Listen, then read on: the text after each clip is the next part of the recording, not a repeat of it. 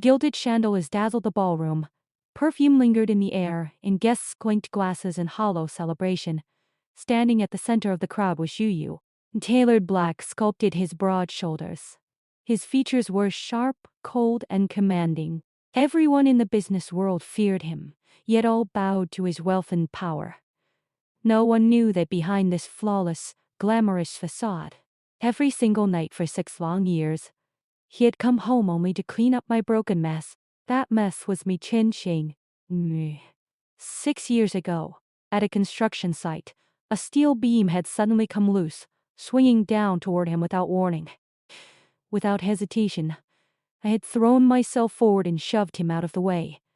The metal had crashed directly into my skull. I had survived, but my mind shattered into pieces. I became simple-minded, trapped in a permanent childlike state, trapped in the endless, foolish love I still held for him. 6 years changed everything. The poor young man who once shared a cramped basement with me, struggling to afford 2 meals a day, had climbed to the very top of the business world. He now owned wealth, status, and endless admiration. But I remained frozen in time, stuck as the broken, foolish burden attached to his perfect life, a secret stain he could never fully wash away. Tonight, he had no choice but to bring me to this high society banquet. My broken mind knew nothing of dignity or manners. I held it in as long as I could, but my body could not obey. Soon, I began crying loudly in the middle of the hall, throwing a tantrum, begging to use the restroom right where I stood. The cheerful chatter died instantly. Hundreds of mocking, judgmental eyes fell heavily on Juyu. Silently mocking how the great, untouchable Mr. Zhu had to endure a foolish woman's public disgrace. Shen Qin stepped forward quickly. She pretended to comfort me gently, but her hands grabbed my arms harshly, dragging me backward. I stumbled, losing my balance, and my forehead crashed hard against the corner of a solid wooden cabinet. Sharp pain exploded through my head. The next second, an unpleasant smell spread across the luxurious ballroom. Zhu carefully polished dignity shattered completely on the spot. The guests whispered behind their hands, their gazes sharp with ridicule.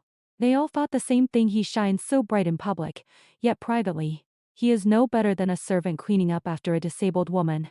Yu sent every guest away calmly, maintaining perfect composure until the heavy doors closed, shutting the world outside. Silence fell heavily between us. He stood still, staring at me for a long time. His eyes were filled with exhaustion, impatience, and coldness. He did not scold me. He did not wipe the dirt from my clothes as he always had before, without any warning. His cold voice cut through the quiet air. Qin, I have cheated on you. His tone was casual, like discussing trivial weather. Yet in his eyes flickered a faint, cruel satisfaction, as if he had finally gotten his revenge. The dull pain in my head cleared my foggy mind instantly. In that single moment, my broken mind healed completely. I was no longer the foolish, lost girl. I was awake, sharp, and fully aware again. But the first thing I heard after regaining my sanity was the sound of my lover abandoning me. My throat went dry and tight. I whispered shakily, "You cheated?" Yu let out a cold laugh, filled with contempt. "Right. You're just a fool. What could you possibly understand about love and separation?"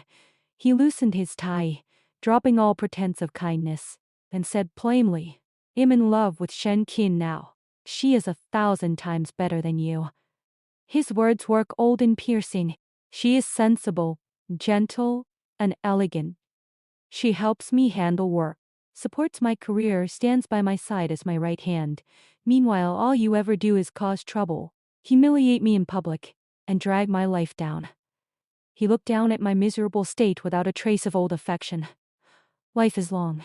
I cannot waste my entire youth trapped with a useless fool like you. 6 years of quiet devotion, 6 years of me silently relying on him, all crushed and denied in an instant. I had so much to say. I wanted to tell him I was awake now, that I remembered everything, that I was no longer broken. But before words could reach my tongue, tears flooded my eyes, salty and bitter. All my grievance, sorrow, and helplessness melted into silent crying.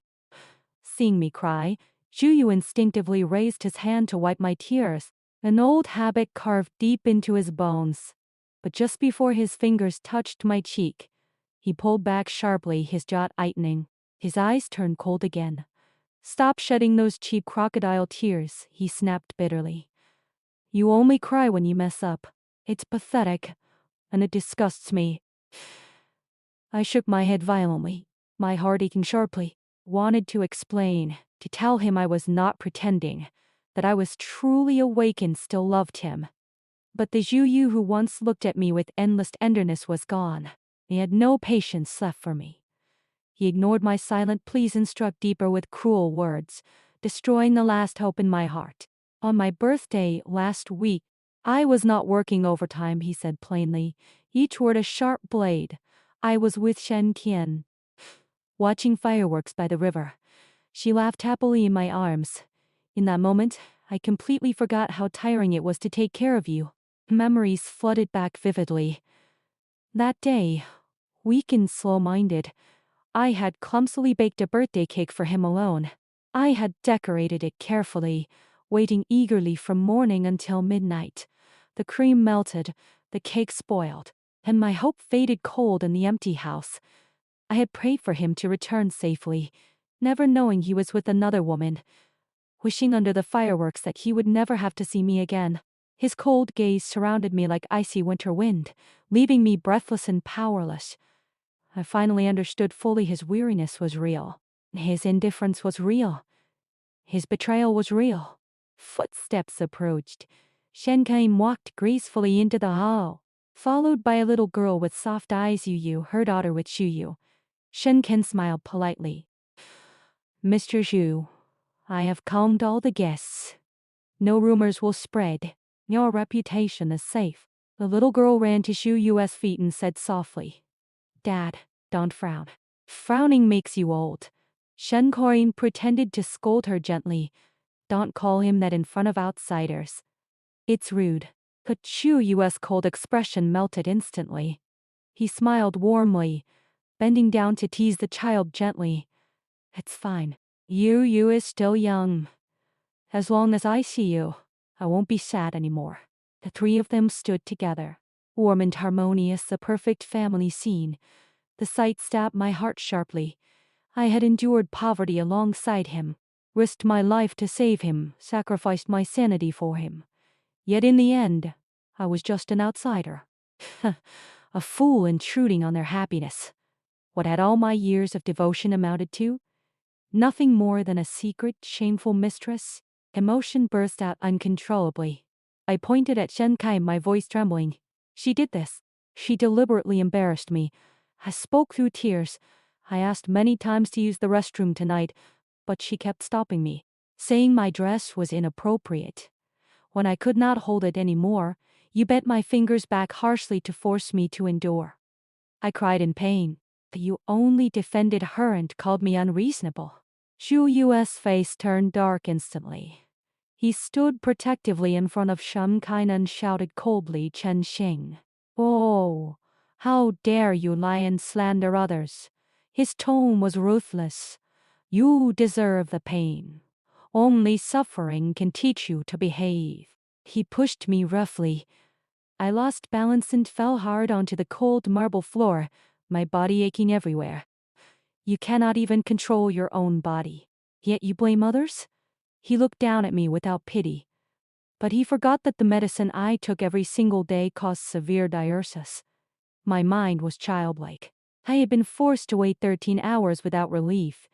How could I possibly control myself? Juyu ignored me completely and spoke softly to Shen Qian. It is late. I will send you and the child home safely. Shen Qian pretended kindness and said, You should stay and take care of Chen Xing first. She is weak. But Juyu insisted on walking them personally to the car, gentle and considerate to them in every way. Warm blood trickled from the wound on my forehead, blurring my vision. Coldness spread through my limbs. I lay quietly on the floor, no longer crying, no longer arguing, no longer complaining of pain. My body was weak, but my heart was weaker, empty and broken. The sight of me collapsed on the ground struck Shu-yu's heart sharply. For a second, he saw the scene from 6 years ago, the girl who had thrown herself in front of the steel beam to save him. Losing her mind forever. His cold heart wavered. He hurried back, lifted me gently into his arms, and ordered sharply, "Aunt Liu, bring the first aid kit quickly." Aunt Liu rushed over and tried to reason with him. "Mr. Shu, her medicine makes her body weak and thirsty. She cannot control herself. I watched the surveillance secretary Shan deliberately stopped her all day long." Shu-yu fell silent for a long moment, then said inferently, "I know everything. But Shengkai only did it to protect my reputation. There is no need to blame her." My heart turned ice cold. He knew every truth. He knew Shengkai had plotted against me. He knew I had suffered unjustly. Yet he chose to indulge her, to favor her, to let me be humiliated. 6 years of love and loyalty could never compare to a moment of gentle flattery from another woman. The young man who once swore to protect me forever was gone forever. The man now bandaging my wound was nothing more than a cold stranger. Sorrow burned sharply inside my chest. Hot tears fell onto Shu-yu's hands, warm then quickly cold. He wiped them off expressionlessly, no pity left in his eyes.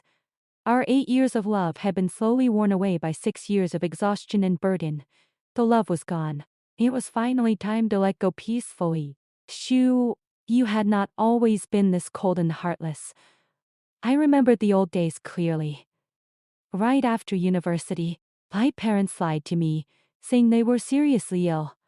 When I rushed home worriedly, I discovered they planned to sell me to an old rich man for a bride price to support my brother.